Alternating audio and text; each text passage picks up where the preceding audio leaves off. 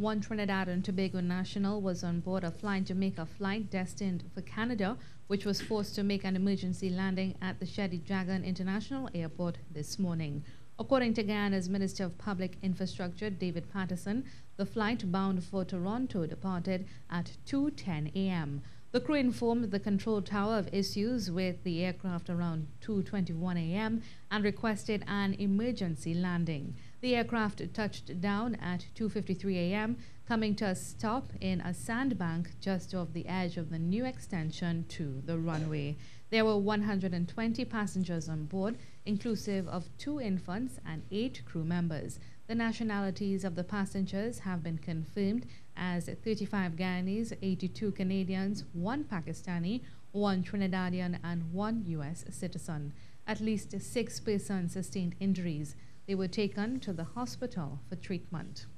We now join Editor-in-Chief at Guyana's NCN News, Leron Rommel, for an update on this story. Good afternoon, Leron. What's the latest news on the crash landing this morning at the airport?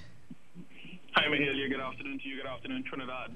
Well, as we speak, we just had a briefing with the Minister of Public Infrastructure, Mr. David Patterson, members of his cabinet and members of his colleagues, as well as members of the Aviation Authority and the Police Commissioner over here, Mr. Leslie James. They are classing this morning's event an accident based on the damage to the aircraft. As you would have heard, that flight took off bound for Canada around just after 2 this morning. About 11 minutes into the flight, they contacted the control tower to explain that they were having some issues. They have not elaborated on those issues as yet. An investigation is on the way. We will get an idea on that when that investigation is complete. But they touched down on the runway around 2:53 a.m. This morning. And we understand that there might have been an issue with the plane coming to a stop on its own. So the pilot would have taken a decision at the end of the extension of the runway to veer just right on that extension of the runway, which has not been opened to accommodate flights because they're still doing construction at the expansion. And they came to arrest there. We were told by the Chief Medical Officer, Dr. Shamdi Prasad, over here, that 10 persons were taken to hospital for treatment. 3 at our Diamond Diagnostic Center, which is on the way from the airport heading into the city, Georgetown. Another 7 were taken to the Georgetown Public Hospital for investigation.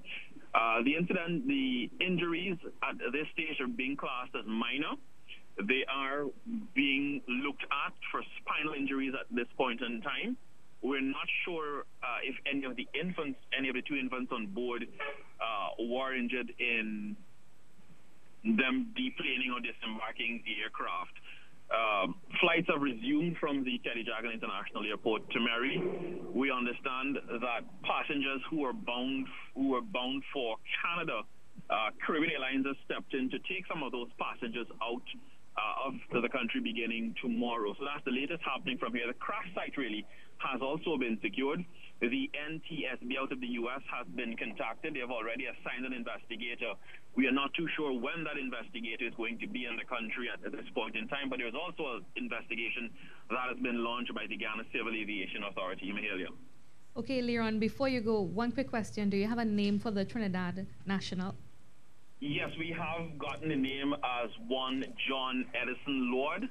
We are not sure if he is one of those that was given any treatment at the point in time. What really happened, some of the persons who were checked immediately at the airport would have been those with, diabetics, as well as those with high blood pressure.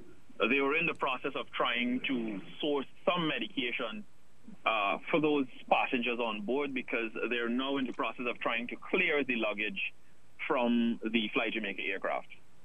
Okay, thank you so much, Leron Rommel. He is the Editor-in-Chief at NCN News, Guyana.